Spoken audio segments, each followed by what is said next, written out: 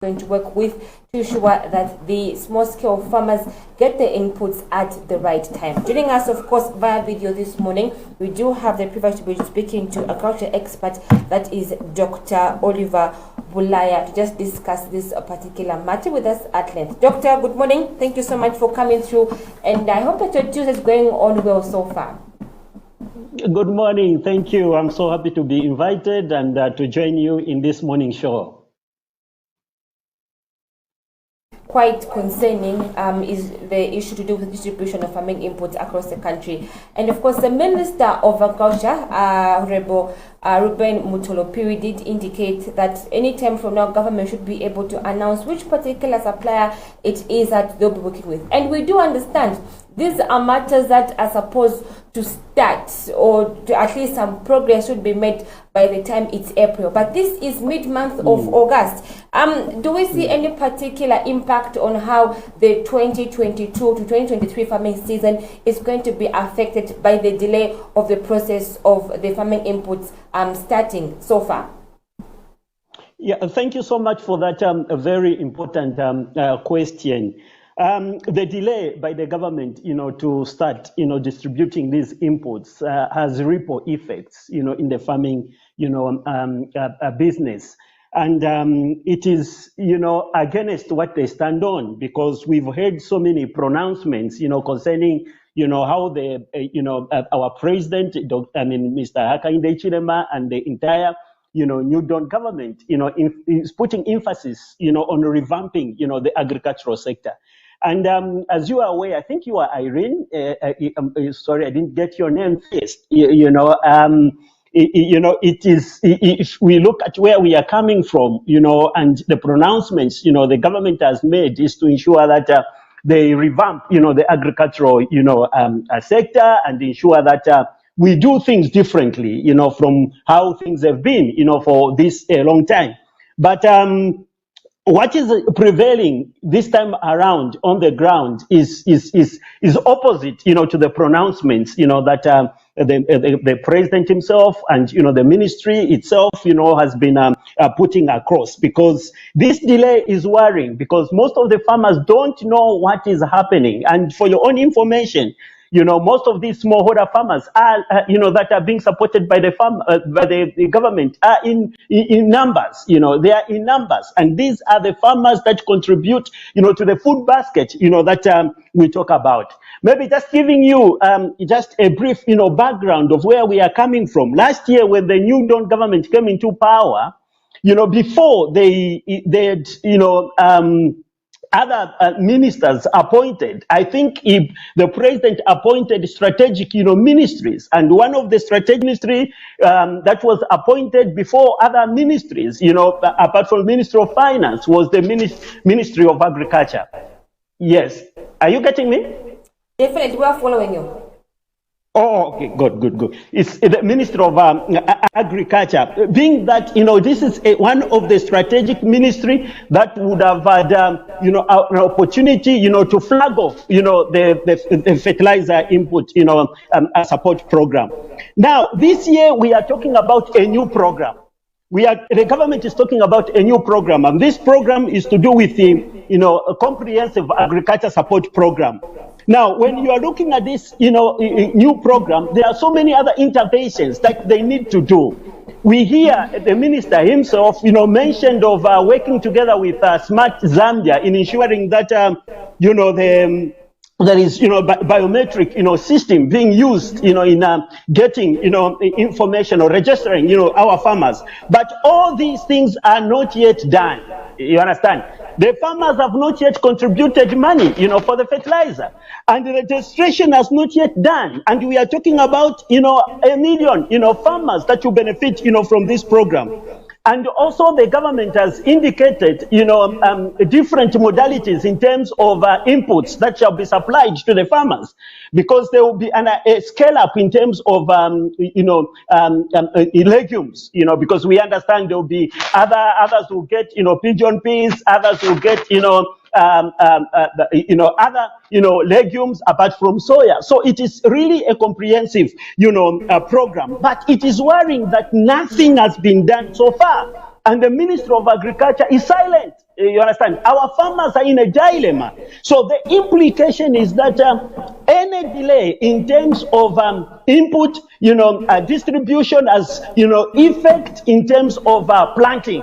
Because any delay in terms of planting, it will mean that it will affect in terms of potential yield, that is expected, to be harvested by our Doctor, farmers. if I may just come in, yes. and disturb your thought a little bit. We do understand that there have been so much conversations in regards to revamping the agriculture sector. So many programs, as well, if you talk about the farmer input support program, that is why now we are having this comprehensive agriculture support program that government intends on revamping, because there have been conversations, issues of corruption on how these small-scale farmers have been added. Some of them on the program, you talk about the selection of the suppliers of the farming inputs as well, all these particular things. And a call has been coming in time and time again, talking about how the agriculture sector is supposed to be revamped. Don't you think that in some way this delay, with looking at all these particular plans and changes that the government wants to undertake, maybe it might be justified? Yeah, it could be justified, but it shouldn't be on the expense of farmers. It shouldn't be on the expense of productivity. It shouldn't be on the expense of delaying our farmers, to do the planting and so on. Because the processes that the government is taking is good enough. We don't want corruption because it erodes the confidence, of our country and so on. Because, these programs that we are doing as a country, also there is a component of cooperating partners getting involved. Yes, we need to get out of, corruption activities and so on and so forth. That is okay. But it shouldn't be on the expense of delaying the farming season, because what will happen is, when the government delays giving these farmers inputs, it means that productivity, production will be affected in the coming season. We will not have the bumper harvest to talk about. You understand? There will be low productivity, meaning that Zambia will have now to import. If we don't have enough in our strategic reserve, we will need to import maize from other countries and so on, which is not a thing that we should risk. Yes, the processes the government is taking is good, but let them quicken the processes. This is August. And by October, our farmers would have gotten the inputs, you understand, because there are 1 million of farmers that will benefit from this, program. So by October, the farmers would have gotten these inputs already. Imagine, there must be an aspect of distribution. When is the distribution going to be done if everything is quiet this time around?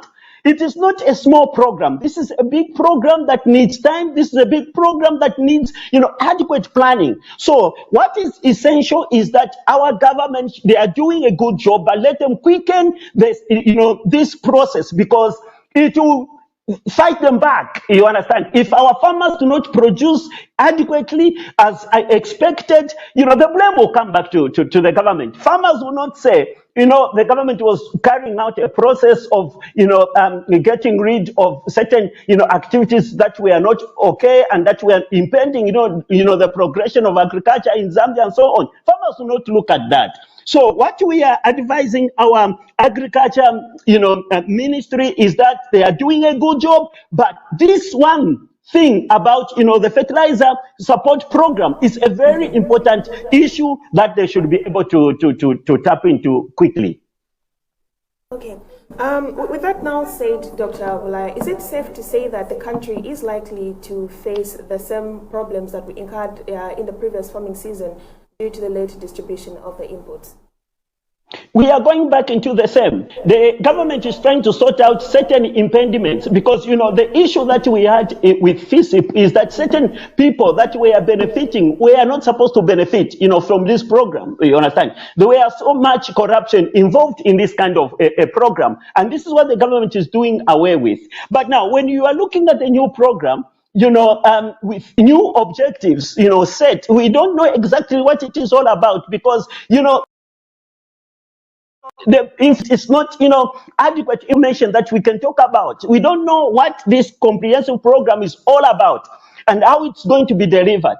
So now, that said, what we are looking at is timing. So it seems that if the government delays in terms of timing, we are going back, we are going back in delaying, agricultural, productivity, and we will not be able to attain sustainability and increase, productivity and also production, even as we've been, the government has been pronouncing. So we are going back to the same. So it is essential that even as they look at some of these issues, they can sort out these issues just once.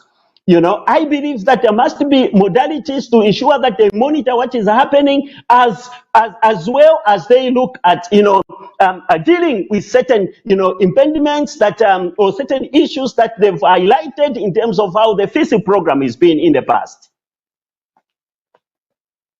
Let's try to be more proactive here, Dr. Wula, if I know it is possible for us to be proactive.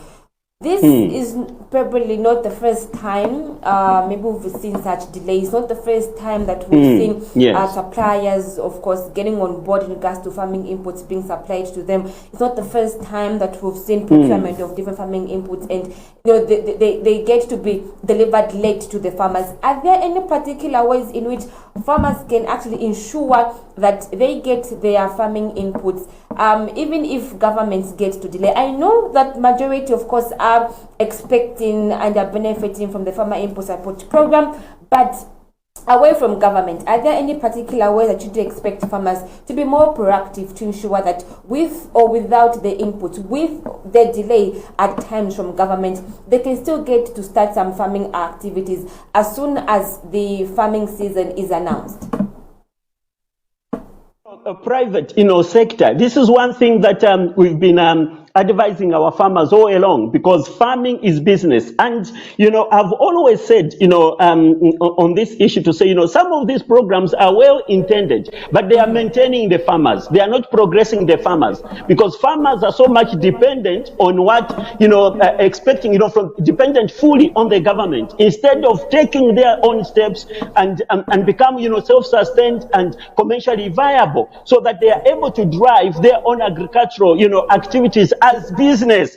Because when we are saying farming is business, it shouldn't be fully dependent on the government. The government could help as a supplementary, aspect and so on. So yes, our farmers should take up a step to ensure that they start even land preparation now. The other challenge that we've had, for many times, Irene, is that the government is been propagating these interventions, supporting the farmers, and there are policies, that are related to this. Policies of, climate smart agriculture, policies of increase. We have the second national, policy. We have the 2030 vision. We have the 8th National Development Plan, that is anchoring on, productivity and also ensuring that farmers, get involved in climate smart agriculture interventions for our farmers to increase in terms of productivity. But, when we have these interventions, on the other side, the government is not propagating so much in terms of enforcing these policies, so that even the farmers that are being supported in FISIP, farmers that are being supported in a new program that is to come, are farmers that are adopting climate smart agriculture technologies. Because if it is silent, what do we mean? Our farmers will go into conventional kind of farming, and we've had challenges with conventional kind of farming. We've had, severe effects of climate change. We've had floods, in the previous seasons. We had extreme high temperatures in certain areas. You understand? So these are challenges that we have. So in this case, our farmers should start land preparation, even as they are waiting for the government to sort out whatever impediments they are facing in terms of the CASIP, program. Our farmers should start land preparation now. They should start making basins. Those who have hoes, those who have tractors, they should start reaping using tractor drone reapers, so that in case of any challenges that we've had, because climate change is a world phenomenon, and we can't wait, for the fertilizer input, program for our farmers to start land preparation. Yes, apart from, climate smart agriculture technologies that advances, early land preparation, our farmers should buy their own inputs, even as a starter. even if it's one bag, even if it's one bag of fertilizer, even if it's one bag of seed, you understand, it will be able to help them other than delaying in terms of planting. You've rightly put it, rightly. This is not the first time. We've had challenges of delays in terms of input, distribution. Some of the farmers received inputs in previous years in December when the rain season, the planting season is already if I may done. come in, Doctor, a particular point. Do you think that the Farmer Input Support Program has created an independency syndrome in the farmers or a dependency syndrome in the farmers? Such that they're able to really think outside the box when such eventualities get to occur. Ground. And this is why I've been propagating, in some, media, platforms to say, for the vulnerable and viable farmers, let them be supported even under the community, and social welfare, you understand? Because these kind of programs that the government is doing, it is affecting even other farmers who are not even supported. When we look at the marketing, you understand, because the market is available to all smallholder farmers. And when the strategic food reserve, the food reserve agency, for example, announces the prices, these prices are relating to the support that the government gives the farmers, of which even the buying prices are not favorable, to the larger farmers who are not supported by the government. You understand? So what we are saying is this, that our farmers are dependent fully on the government in terms of some of our smallholder farmers. Not every farmer, but some of our smallholder farmers are dependent fully on the support of the government, which is not a good thing. For us as the private sector, this is one thing that we've been propagating to our farmers, to say they need to learn to stand on their own. Whenever they sell even some bags of maize to food reserve agents or to other private buyers, the first thing they should do is to plan ahead, to ensure that they have something to put aside, for the coming season. Okay, with that said, Dr. Oliver, my last question to you this morning is that, so not too long ago, we did witness the president of the CEC rather, announcing the availability of loans. These are, of course, for smallholder businesses. Talk about the marketeers as well as the agricultural cooperatives, among other sectors. What do you think this actually means for the agriculture sector? This is a good thing, you understand. This is a good thing, and I believe the government is doing everything possible to empower all the sectors, not only the agriculture, but all the sectors, the marketeers, those who are involved in various kinds of, activities. They are being empowered. Now, for the agricultural sector, this is, an opportunity to fill the gap in the value chains. Because we've had challenges in terms of value additions. You understand that some previous, 2 weeks ago, we've had a challenge, the Zambia National Farmers Union, raising the issue of dumping of, vegetables, because of low, prices, at market, in Soweto and so on and so forth, in various, in fact, markets. This has been a challenge. So what we are saying is that cooperatives should take an advantage in these agricultural cooperatives. These agricultural cooperatives have been emphasizing time in and, all the time to say, these cooperatives are there as viable, initiatives that will be able to drive the economic advancements, of rural communities.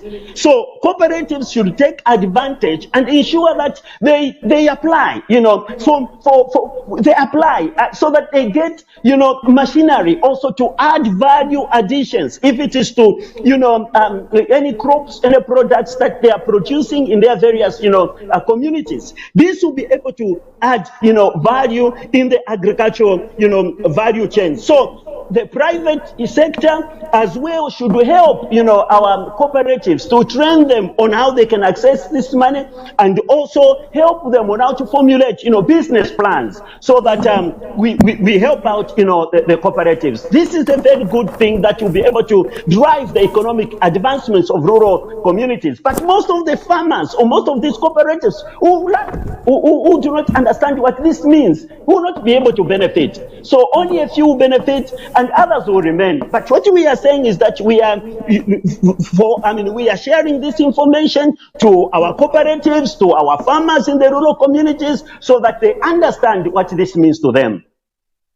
On the issue that you've raised, I'm talking about prices, and the Zambia National Farmers Union has really, shown, expressed their displeasure in regards to the alleging of some, big farmers that are actually dumping food items. Talk about tomato, which, is now sitting at 30 kwacha, which was at 250 kwacha a few weeks ago. Talk about rice as well.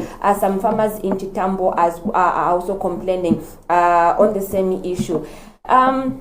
Doctor, are there specific ways in which we can ensure that the small-scale farmers are protected from such things? Many of the times when we've attributed our bumper harvest, we've attributed our food security to the small-scale farmers. But when we're having challenges that come to face them, have we done enough as a government, as a ministry, as all stakeholders involved to ensure that small-scale farmers are definitely protected from the big-scale farmers? Of course, that may have privilege at different levels. Have we done enough? And if not, what else can we do? We've not done enough. And we have policies, like I mentioned, we have some of the policies, the agriculture, policies and so on that are available now. And most of all these, the national agriculture policy is addressing also issues of marketing. There is a segment where they're addressing issues of marketing. And at DACO's office, we have marketing department that is available there, and so on. But I believe they are not doing enough, because the problem with most of these smallholder farmers are facing is lack of markets, sustainable markets. And most of the markets they are having are formal markets, which are not reliable. So we need to ensure that we link our farmers to organized markets. Organized markets are markets, where they can sell even to, off-takers, where they can sell, to off-takers, they can sell, to supermarkets, they can sell to retailers, yes, they can sell, to schools, they can sell to hospitals, and so on. Smallholder farmers cannot do this on an individual basis. They can do this on an organized, basis. And there are organizations that are doing market linkages, to our smallholder farmers. But these organizations are not everywhere. They are not everywhere. So this is why the Ministry of Agriculture can help out in advancing, markets for our smallholder farmers. Because when we are looking at increasing productivity, how can the farmers grow without, certainty in markets? So for our farmers to grow and increase in terms of production and productivity, there must be available markets. So I believe that the challenge that we've been having in terms of dumping of vegetables and so on is a sign that our farmers have done enough. They are doing quite a good job in terms of increasing productivity. But now there are no markets for them. And this is a disadvantaging factor, because in coming years, our farmers will produce less, and this will also impact into higher prices and shortages of foodstuffs and so on, which is not a good thing. So I believe that for us, the private sector, the government itself, let's strategize means and ways of ensuring that we provide markets, for our farmers. Okay. My last question to you, Doctor. We were so excited to see a fruit plant that was set up in Western Province, of course it being a first of its kind. How important really, and what role do these particular agricultural processing companies get to play in the agricultural sector? Thank you so much, Irene. I thank you so much. This is the initiative of ICDC and also Musika. Musika has done quite a good job in terms of establishing these, processing companies. Not only in Northwestern Kalene fruit factory, but we've seen this here in Kapiri. We've seen this in in other areas where they've set up, they've installed, machinery or industries or processing industries for cassava and so on, which is a good thing because it creates markets for our farmers. And it enhances this kind of, strategies, enhances rural, economic, advancements. And I believe it's not only the role of the government, but like Musika is doing and many other, organizations are doing. This is a very good thing because it will provide local and international market linkages for our farmers. And also it enhances production and productivity. So when you look at, there are 4 or 3 processes that are done in the agricultural sector. There is what we call input. Input, this is where our farmers procure various inputs. It could be seed, it could be fertilizer. There's a process. The process involves, planting, using machineries, reapers, planters, and so on. There is also an output. This output talks about, productivity. It talks about the harvest and so on. So now, when the farmers harvest, where do they take these things? You understand? So this is where now these value chains are coming in terms of processing, this is a good thing, and I believe that even the president himself is talking about it. So we need this in strategic regions. We need this in strategic regions by ensuring that we identify the potentials that are in Southern Province, in different districts, potentials that are in Eastern Province, so that we set up, industries that are relevant to the potentials that are in those areas.